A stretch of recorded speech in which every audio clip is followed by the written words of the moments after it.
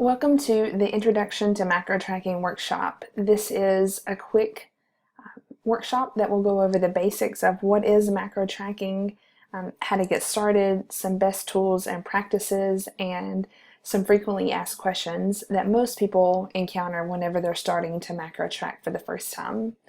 The very first thing that I always like to use the analogy of when you're trying to think about what is macro tracking and how am I going to make it work for me is to think of your daily allotment of macros, whatever your custom profile that's been given to you for protein, fats, and carbs.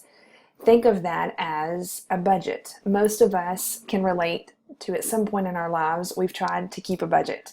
So we understand sitting down with an allotment for the month and we know how much we have to spend.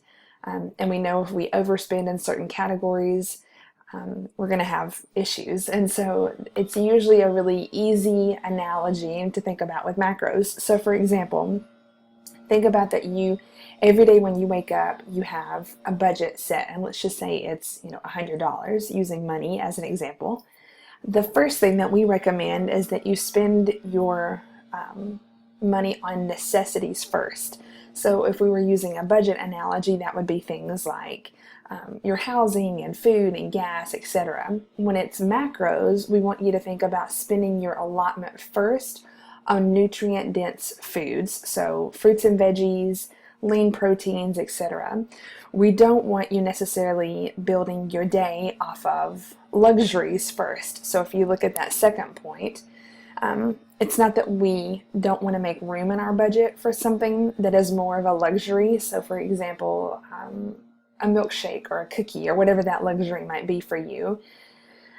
If you want that, you're going to have to make it fit in your budget. Otherwise, you're going to overdraft, again using the money analogy, or in macros, you're going to exceed your macros.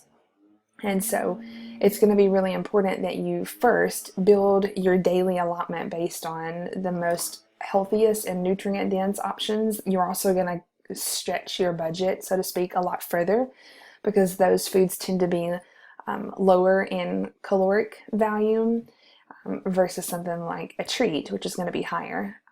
A tip is to log that splurge or something that you want first thing in the morning. Go ahead and enter it into your database, and that way you can build your day around it. We'll talk more about that toward the end. And just like with the budget at the beginning, it may feel rather restrictive. It may feel kind of tight and cumbersome and feels sort of difficult, but as you get used to tracking your numbers and making your budget work, your macros work for you, it will get easier and easier, and it will feel less restrictive. If you'll just go into it knowing that that's the expectation, it will actually help you not be frustrated as you're first getting started. So what are some suggested tools and resources that you might want to have when you first start tracking? So the first one that you need, it's a must-have, it's non-negotiable, is a kitchen scale, a digital kitchen scale. And you can get these, the best price is usually on Amazon. You just want to make sure you can get one for probably $15, and they range up higher than that.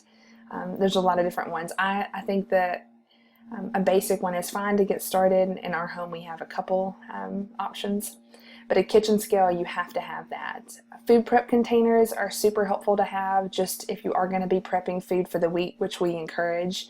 It's nice to have a variety of containers on hand to divide out your meals for the week. Measuring cups and spoons, most people have access to those as part of their basic kitchen setup. Other suggested resources and tools. The second thing is you want to track fitness.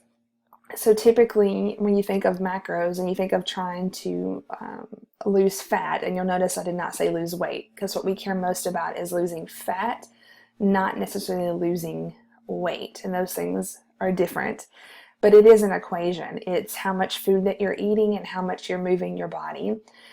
We really like heart rate monitors, and specifically the kind that strap around the chest, because they're more accurate versus, say, a Fitbit, which is not a bad option. It's just typically the ones that have the straps are going to be a more accurate option, and it's helpful as you're tracking your macros to also be tracking how much that you're burning for the week, so that you kind of have both sides of your equation And as you're working with a macro coach, that's really invaluable information for them to have, to know here's how much that my client is moving and here's how much they're consuming, and it kind of helps give us a bigger picture as to what's going on.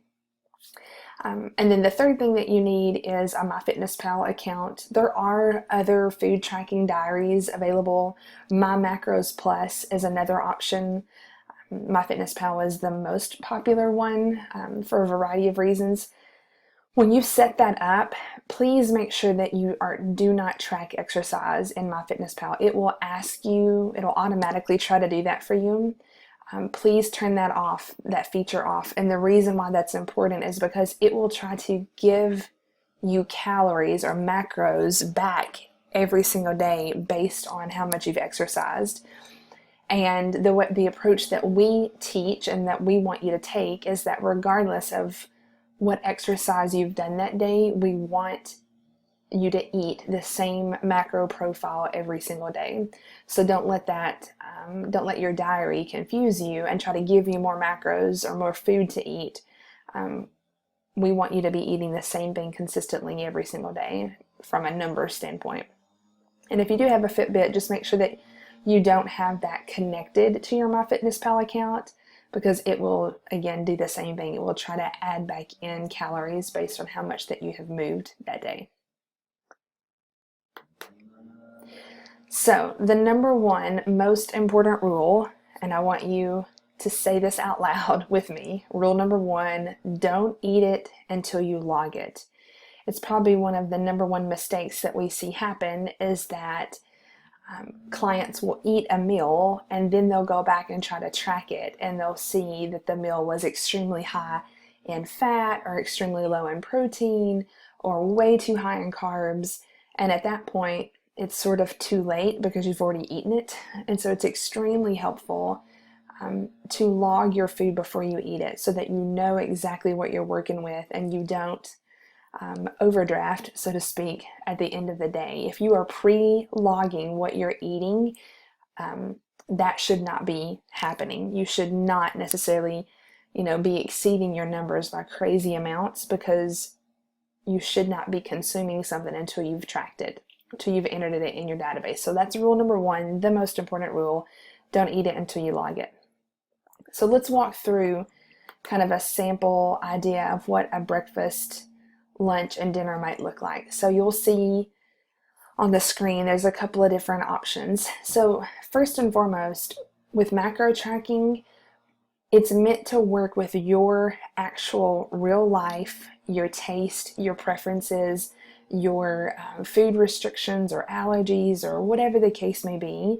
So we don't want you forcing yourself to eat something that you don't already enjoy or love, and we don't want you to necessarily have to go out and buy a ton of new stuff that you wouldn't have bought to begin with. It may be something that isn't already in your pantry or in your refrigerator.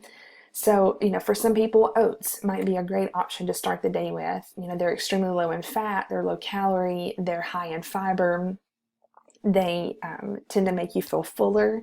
And you can even bump up the protein content by adding, protein powder into your oats. You can top with a little bit of nut butter, like a peanut butter or an almond butter. You'll notice that PB2 is on your slide, and that's a powdered peanut butter and is a way to get the peanut butter flavor but without so much fat. Cinnamon, we encourage our clients to add cinnamon to everything, simply because it does have a very high antioxidant profile. It also is a blood sugar regulator, and it adds sweetness without adding any calories, and it's a fantastic spice to add and to have on hand. Other things you'll see on the slide here, Kodiak Cakes is a brand of pancake and waffle mix that is readily available at most Targets nationwide. You also can purchase it on Amazon and other places. They specifically make a protein-packed brand that's delicious and is higher in protein, super simple to make. You can do waffles, pancakes, muffins, lots of different things. And Kodiak Cakes also now come in a dark chocolate flavor, which is delicious. It's an idea. You'll notice we have eggs and egg whites on the screen. Depending on what your macro profile is, you might not have enough room to say 2 eggs because of the fat content, but you could have, my personal favorite is to do 1 egg with liquid egg whites and make a scramble. And so that's a way to get a lot of protein, but not as much fat. And then Ezekiel bread is a really delicious, nutrient dense bread option that isn't super high in carbs. And, that with a little bit of peanut butter and, an omelet on the side is a great, easy breakfast to make. Again, you don't have to eat what's on this screen. We want you to find things that you enjoy and like, and that's easy to incorporate for you, because this is really about making this work for your actual life and what is real for you. Sample lunch. So it's best to keep it simple at the beginning so that you're not trying to do something crazy gourmet. So let's talk about food prepping. So this is an area for lunch that makes food prep makes a lot simpler. So for example, on a Sunday night, especially if it's the summer season, or really any season, grilling is a fantastic option. So you can buy a larger pack of chicken breast, grill that up, slice it, portion it out for the week, pair that with, rice, a good carbohydrate source like brown rice, white rice, sweet potatoes, other veggies, and then something green. Again, I want you to think about nutrient density, so making sure that your meals actually are balanced. So always think protein, carbs, and fat. And then think about nutrient density. Is there any color to what I'm eating? Do I have fruits and vegetables on my plate represented? And sweet potatoes are an easy thing to prep, even throwing those in the crock pot. Wash them, put them in a crock pot, turn them on low for 6 to 7 hours, and they'll be perfectly baked sweet potatoes without you even having to heat up your oven. Doing several of those in the crock pot on a Sunday night and portioning those out for the week. Again, another easy thing. Doing a large sheet pan of roasted veggies like broccoli, Brussels sprouts, asparagus, peppers, onions, carrots, whatever that you enjoy. Doing one large batch of that and then portioning it out for the week is an easy way to have lunches on hand. And there's some other things that you can do from a lunch perspective. We'll talk about restaurants later on in the presentation, but food prepping will make your lunch assembly and sticking to your macros way easier than if you try to wing it every day or just try to grab a sandwich. That's not necessarily going to work. And really the same thing holds true for dinner. At the beginning, keeping things simple is really what you want to focus on. Lean meats, ground turkey, lean ground beef, salmon, cod, lean meats are an easy way to put a dinner together. There's a picture here on your slide of quinoa, which is a super macro-friendly food. Again, we always want to have a green represented, so here we have broccoli. This is really going to be what your preferences are. You can also prep so that you have enough for dinner. In my specific household, we enjoy cooking, and so we tend to prep for lunch, but we like to make dinner. Maybe in your household you have children that are super active and sports and you're always traveling and you don't have a lot of time to make a home cooked dinner. You could prep your dinners as well and portion that out and just grab and go, and all you have to do is reheat those, and it makes things a lot simpler and a lot easier to stick to your numbers. Even making something like spaghetti, you could do noodles, traditional noodles, let's say for the kids, and then for you, you can do zucchini noodles. So literally zoodles, taking a zucchini and using a spiralizer or something similar that actually makes that into noodles. And so there's a lot of different ways that you can get creative and not have to completely redo the way that your family eats to make macros work for you.